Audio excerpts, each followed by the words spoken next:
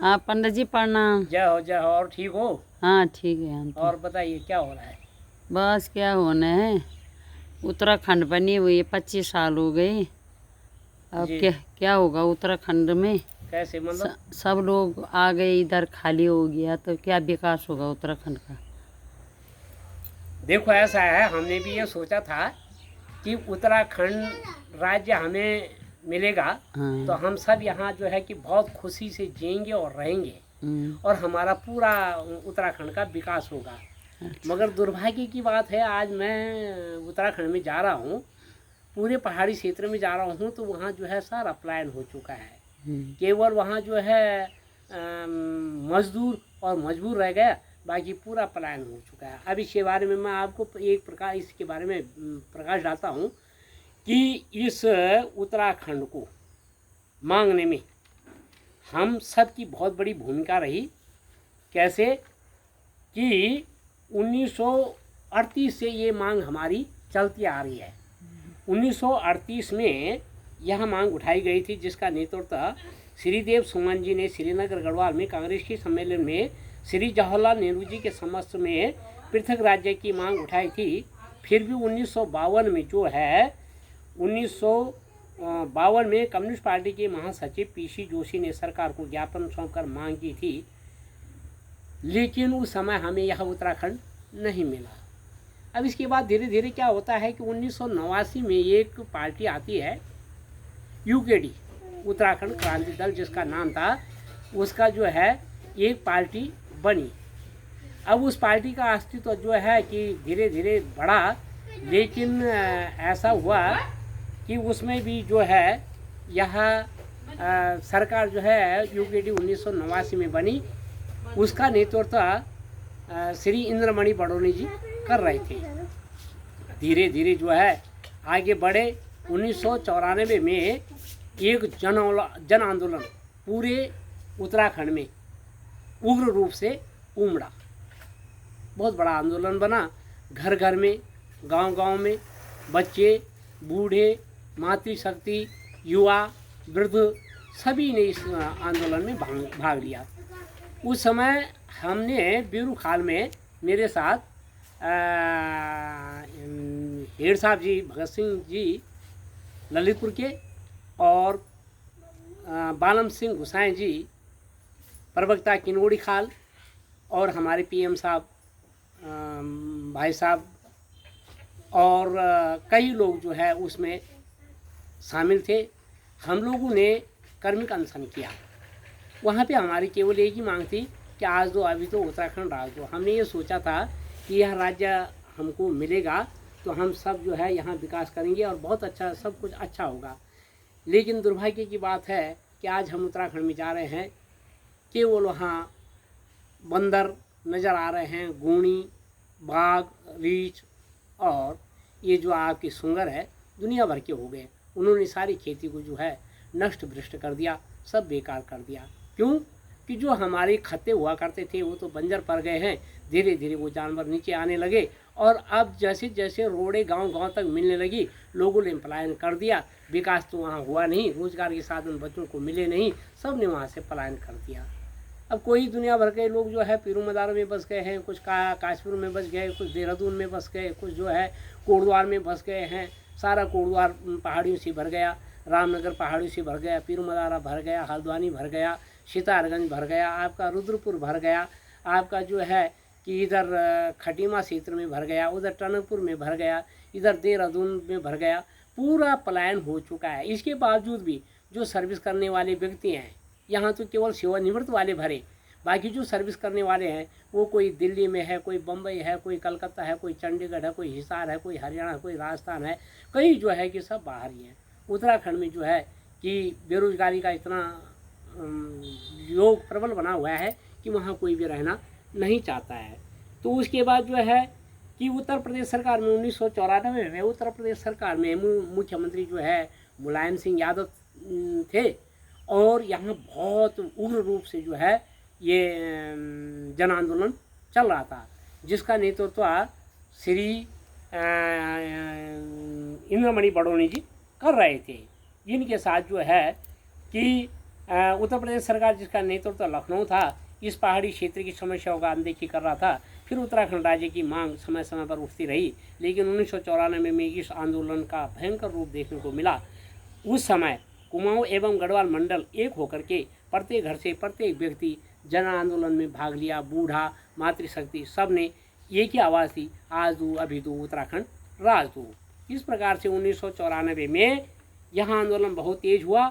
इसकी शुरुआत मसूरी और खटीमा से हुई, लेकिन सबसे बड़ा मोड़ तब आया जब 2 अक्टूबर 1994 को जब दिल्ली कूच कर रहे शांतिपूर्ण प्रदर्शनकारियों पर मुजफ्फरनगर रामपुर तिराहा में पुलिस ने गोलीबारी कर दी और कई आंदोलनकारी मर गए।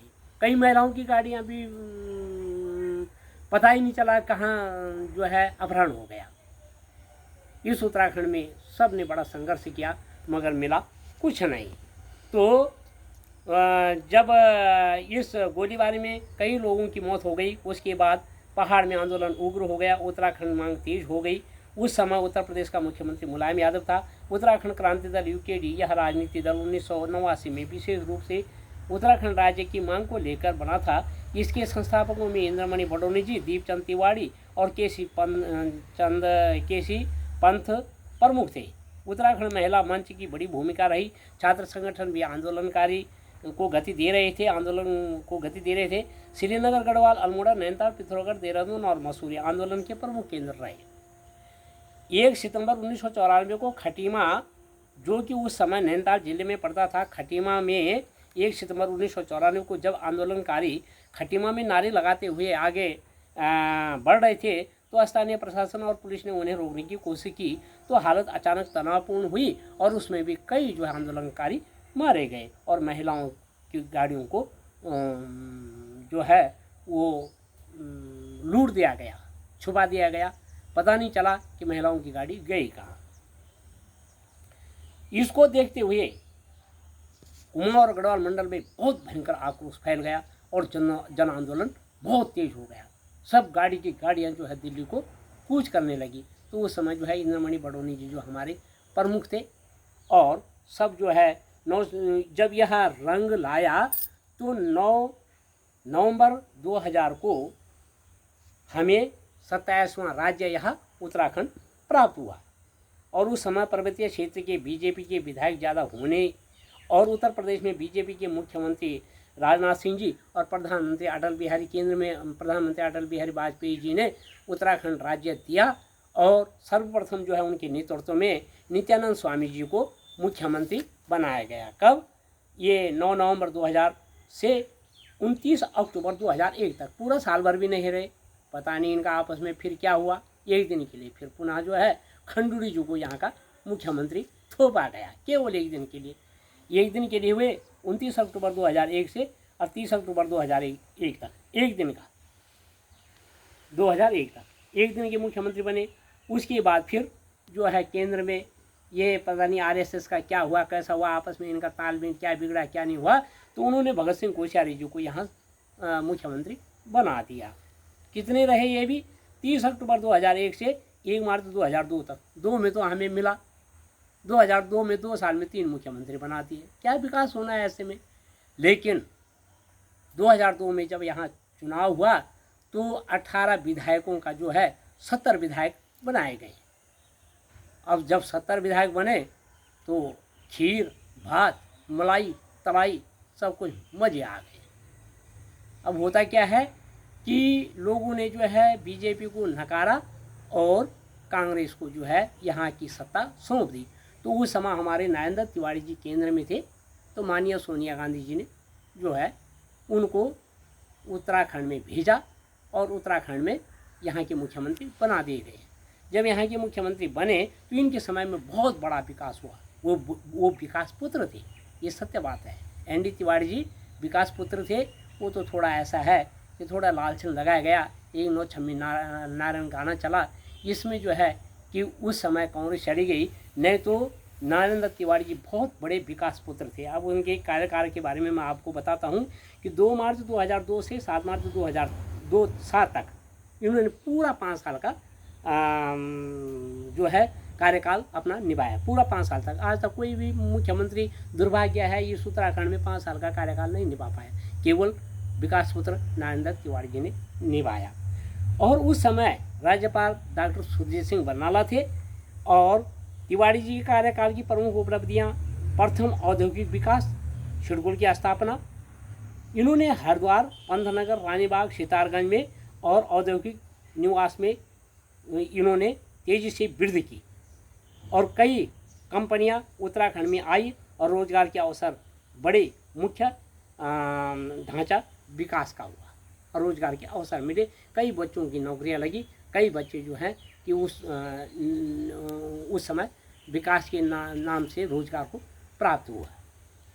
गांव-गांव में भी सड़कों, पुलों, स्वास्थ्य केंद्रों, शिक्षा संस्थानों में विस्तार, ग्रामीण क्षेत्रों तक सड़क और बिजली व्यवस्था में सुधार हुआ। पर्यटन और धार्मिक स्थलों का विकास, 4 धाम यात्रा, नैनीताल, मसूरी, ऋषिकेश व अन्य पर्यटन स्थलों का बढ़ावा, नए कार्य, नई तकनीकी संस्थाओं की स्थापना। एन डी तिवारी जी के शासनकाल में ये उन्मुख माना जाता है, विकास पुत्र थे और बहुत बड़ा विकास हुआ। लेकिन दुर्भाग्य हुआ कि वो समय नेगी जी ने एक गाना निकाला, नौ छमे नारायण। कारण क्या था कि कांग्रेस में काफ़ी चमचे हो गए और सबको जो है नेगी तिवारी जी ने गाड़ियाँ बांट दी और उस गाड़ियों के बांटने के कारण जो है जनता रोष में आई। और फिर पुनः जो है 2007 से में जब चुनाव हुआ तो तिवारी जी को हटा दिया, कांग्रेस को हटा दिया और बीजेपी आई। अब जब बीजेपी आई तो पुनः बीजेपी जो है, बीजेपी के ज़्यादा बहुमत होने से बीजेपी का शासन चला। तो उस समय जो है केंद्र से पुनः भुवनचंद खंडूड़ी जी को यहाँ मुख्यमंत्री स्थापित किया गया। अब ठीक है, भुवनचंद खंडूड़ी जी थोड़ा नैतिक स्तर के व्यक्ति तो थे, लेकिन उनके कार्यकाल में भी कोई खास विकास नहीं हुआ, धरातल पे कोई खास विकास नहीं हुआ। थोड़ा सड़कों का निर्माण हुआ, बाकी तो और कुछ नहीं हुआ। विकास जो है उनके कार्यकाल में भी कुछ नहीं हुआ जितना तिवारी जी के कार्यकाल में हुआ। तो वो भी कहाँ रहे, 2 साल तक रहे। 2 साल तक किस समय रहे, 7 मार्च 2007 से 26 जून 2009 तक, आधा भी नहीं रहे। अब उनके पीछे जो है कि ये खुच्चू लगा, कौन, निशंक पोखरियाल जी। अपनी राजनीति दाल मिलाए भात, भात मिलाए दाल, मसूर गैस अंट संट खिचड़ी बनाई और खंडूड़ी जी को अलग कर दिया। फिर जो है कि 2 साल के बाद जो है बीजेपी में जो है 27 जून 2009 से और 10 सितंबर 2011 तक, आधा भी नहीं, फिर रमेश पोखरियाल जी भी सत्ता में काबिज हो गए और ये भी हवाई जहाज में उड़ने लगे। अब इन पे भी एक गाना बन गया कि घुंड घुंडू शिकार भात और घुंड घुंडू रेलू और अच्छा बेटा आप तो बहुत खजूरियाल तो आप कद का खेलू। पता नहीं क्या नेगी जी ने कुछ ऐसा गाना बनाया और जो बहुत पॉपुलर हुआ। और उसके बाद जो है कि पुनः बीजेपी को लगा कि अब तो हम गिरने वाले हैं और उसके बाद फिर उन्होंने खंडूड़ी जी को जो है 11 सितंबर 2011 से 13 मार्च 2012 तक 1 साल के लिए फिर मुख्यमंत्री बना दिया। अब जब मुख्यमंत्री बना दिया तो उसके बाद जो है कि फिर जनता ने जो है बीजेपी को नकारा और उसके बाद जो है ये कांग्रेस को ले आए। एक बार जो है बीजेपी, एक बार कांग्रेस, एक बार बीजेपी, एक बार कांग्रेस। अब जब बीजेपी कांग्रेस को ले आए तो केंद्र ने फिर हेमवती नंदन बहुगुणा जी के सुपुत्र विजय बहुगुणा जी को यहाँ भेजा और सत्ता में काबिज कर दिया। तो अब तो आप जज साहब थे, आपको धरातल के बारे में तो कोई जानकारी हुई नहीं, आपको ये विकास के बारे में कोई ज्ञान नहीं था। इन्होंने भी 2 साल जो है कि चलाया और उसके बाद जो है 13 मार्च 2012 से 31 जनवरी 2014 तक ये रहे और उसके बाद फिर पुनः जो है केंद्र से जो है हरीश रावत जी को जो है यहाँ उत्तराखंड में गद्दी सौंपी गई।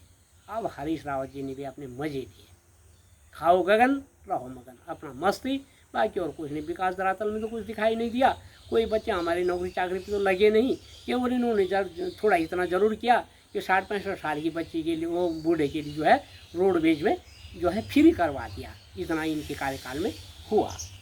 अब उसके बाद हरीश रावत जी जो है जब ऊपर से मतलब आपस में कांग्रेस की बनी नहीं, बिगड़ गई, तो हरीश रावत जी 1 फरवरी 2014 से 18 मार्च 2016 तक आधा दिन को आधे साल 1-2 साल ये भी मुख्यमंत्री रहे।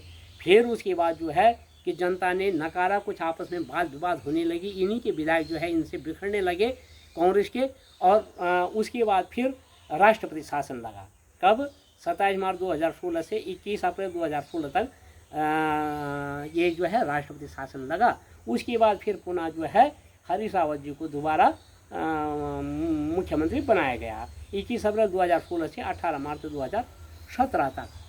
फिर यहाँ चुनाव हो गए और 2017 में जब चुनाव हुए तो उसके बाद जो है बीजेपी जनता ने न्याय किया और कांग्रेस को हटा करके बीजेपी को सत्ता सौंप दी। अब जब सत्ता सौंप दी तो हमने कहा है कि यार आज भी विकास होगा, कल भी हमारे तो नज़रें विकास पे रही, मगर विकास के नाम पे विनाश होते रहा। अब इसमें क्या है कि जब 17 में चुनाव हुआ तो फिर बीजेपी आई, तो बीजेपी ने 18 मार्च 2017 से 17 मार्च 2021 तक त्रिवेंद्र सिंह रावत जी को मुख्यमंत्री बनाया। 3-4 साल तक ये चले। उसके बाद फिर पुनः जो है आपस में इनका घचपच क्या हुआ, तो हमारे एक विधायक थे तीरथ सिंह जी, और तीरथ सिंह जी जो है 5 महीने के लिए वो भी मुख्यमंत्री स्थापित यहाँ देहरादून में कर दिए गए।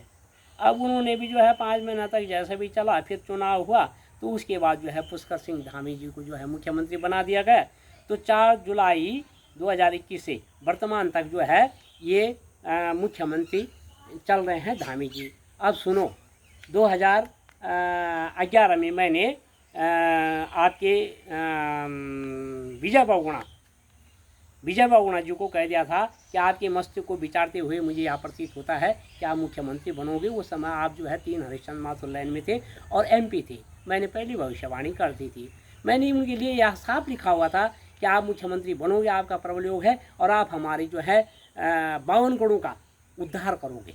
52 गढ़ों में पर्यटक स्थल घोषित, 52 गढ़ों को पर्यटक स्थल घोषित करोगे, जिससे हमारे बच्चे वहीं जो है रोजगार पे लग जाएंगे और सारी खेती को जांचते हुए हमें जो है चकबंदी मिल जाएगी, चकबंदी दोगे। और साथ में जो है मिट्टी का निरीक्षण करते हुए जहाँ जैसी जैसी मिट्टी है उसका जो है निरीक्षण करते हुए वहाँ जहाँ सेब हो रहे हैं तो सेबी, जहाँ मिर्च हो रहे हैं मिर्च, जहाँ अखरोट हो रहे हैं अखरोट। इस प्रकार से हमने आपके विजय बहुगुणा जी को कहा, भुवनचंद खंडूरी जी को भी कहा, उसके बाद त्रिवेंद्र सिंह रावत जी को भी कहा। लेकिन दुर्भाग्य हुआ कि हमारी बातों में कोई ध्यान नहीं दिया गया। आज जो है उत्तराखंड विकास नहीं विनाश की गति हो रही है। सब लोग पलायन की ओर चल रहे हैं, वहाँ दरा में कुछ नहीं है। और आने वाला समय यदि ऐसी होते रहा कि हो सकता है कि यहाँ जो है उत्तराखंड जो है विनाश की ही गति में जाएगा, ऐसा मुझे लग रहा है। क्यों कि वहाँ दुनिया भर के जंगली जानवर हो गए हैं, मनुष्य तो सब पलायन कर रहे हैं और आने वाले समय जो है वहाँ का विकास होना असंभव लग रहा है। हाँ, हमारी एक मांग जरूर है कि अब की बार यदि जनता समझे तो आज दो, अभी दो, केंद्र शासित प्रदेश दो। ये जितने भी 70 विधायक हैं इनकी छुट्टी कर दी जाए, केवल 4 सांसद हो, केंद्र शासित प्रदेश हो और गैरसैंण इसका मुख्य केंद्र होगा तो निश्चित जो है उत्तराखंड का विकास होगा। उत्तराखंड की बेरोजगारी हटेगी, उत्तराखंड की महंगाई हटेगी, बच्चा सब जो है विकास की गति को प्राप्त करेंगे और उत्तराखंड का विकास होगा। बेरोजगारी घटेगी और महंगाई घटेगी और उत्तराखंड का विकास होगा। जय हिंद, जय भारत, जय उत्तराखंड। आप सबको मेरा प्रणाम। जय श्री राम, जय श्री राम।